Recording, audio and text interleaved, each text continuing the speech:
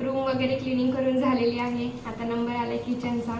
तर आता म्हटलं किचन व्यवस्थित सेट करावं. आता हे जे भांडे आहेत हे मी अगोदरच इथे ठेवले होते. मग हे व्यवस्थित आता धुवून घेते, म्हणजे त्यामध्ये सामान भरता येईल.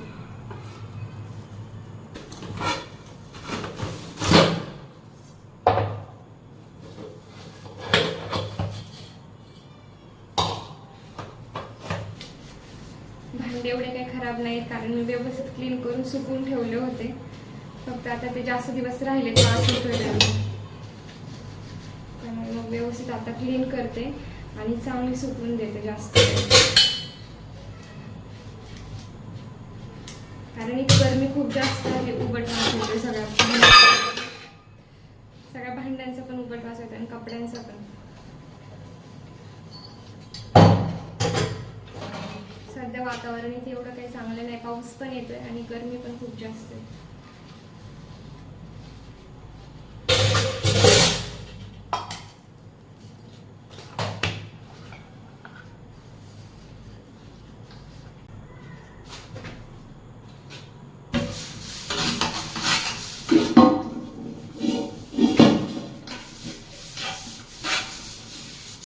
सगळे भांडे एकदम मस्त असे चकचकीत धुतलेले आहेत आणि यातलं पाणी मस्त असं व्यवस्थित निथळून देते. भांडे वगैरे मी रात्रीच क्लीन करून ठेवले होते. रात्री क्लीन केले यासाठी की म्हटलं ते व्यवस्थित रात्रभर सुकतील आणि त्यानंतर मी व्यवस्थित किचन आज सेट करेन. आणि कॅन्टीनमध्ये पण जाऊन आले, सामान पण घेऊन आले आहे. आता ते सुकलेल्या डब्यांमध्ये हे काही सामान भरते. आणि किचनचा प्रॉब्लेम काय आहे की इथं भांडे वगैरे ठेवायला व्यवस्थित असं हे नाही, जागा नाही आहे. त्यामुळे मग इथेच खाली ठेवावं लागतील किंवा किचनवरती व्यवस्थित जागा सेट करून भांडे ठेवावे लागतील. तर आता बघते व्यवस्थित किचन सेट करते. डब्बा चांगला सुकला आहे, व्यवस्थित एकदा पुसून घेते. थोडं जरी मॉइश्चर लागलं तरी त्याला बुरशी येते काळी.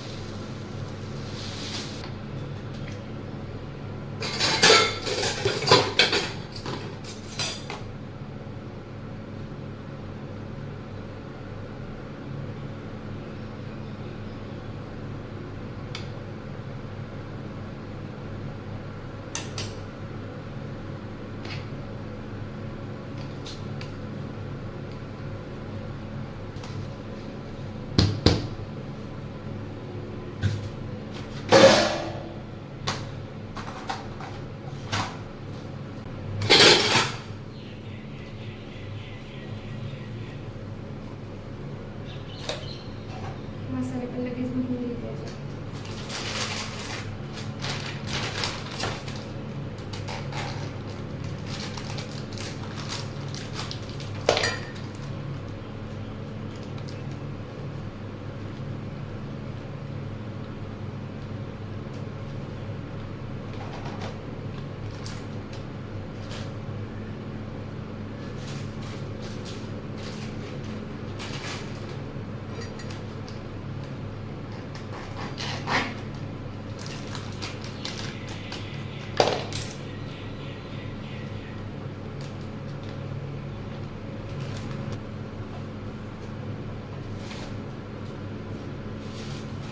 मसाले मी घरून पण आणले आहेत, लाल तिखट वगैरे घरी बनवलेले मसाले.